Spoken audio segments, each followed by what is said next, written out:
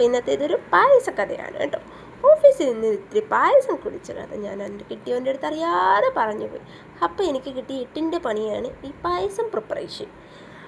മൂപ്പർക്ക് പായസം കുടിക്കണത്രേ. ഞാൻ പറഞ്ഞു ഇവിടെ പാലില്ല, പാല് വാങ്ങിയിട്ട് വന്നാൽ പായസം വെക്കാമെന്ന്. ഒന്ന് എസ്കേപ്പ് ആവാൻ നോക്കിയതാ, പക്ഷേ ഇത് കണ്ടടാ ആൾ പോയി പാല് വാങ്ങിയിട്ട് വന്ന്. പിന്നെ എന്നാ ചെയ്യാനാ, പായസം ഉണ്ടാക്കി കൊടുത്തല്ലേ പറ്റത്തുള്ളൂ. എൻ്റെ അടുത്ത് ഈസ്റ്റേണിൻ്റെ പാലട മിക്സ് ഇരിപ്പുണ്ടായിരുന്നു. പിന്നെ ഞാൻ വേഗം പാലക്കടുപ്പത്ത് വെച്ച് തിളപ്പിച്ചു. നമ്മുടെ ഈസ്റ്റേണിൻ്റെ പാലട മിക്സ് പകുതി ഞാൻ ഇട്ടിട്ടുള്ളൂ, കാരണം 1/2 ലിറ്റർ പാലാണ് വാങ്ങിയത്.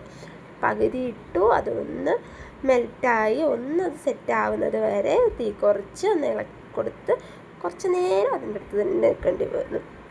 അങ്ങനെ ഇളക്കി കൊടുത്ത് അത് ഒന്ന് കുറുക്കിയെടുത്ത് പഞ്ചസാരയും പാലടയും എല്ലാവരും മിക്സിയിലുണ്ടായിരുന്നതുകൊണ്ട് നമുക്ക് അഡീഷണലി വേറെ പ്രിപ്പറേഷൻസ് ഒന്നുമില്ലായിരുന്നു. അതൊന്ന് സെറ്റായി വരുന്നത് വരെ കുറച്ച് നേരം ഇങ്ങനെ ഇളക്കി കൊടുക്കുക.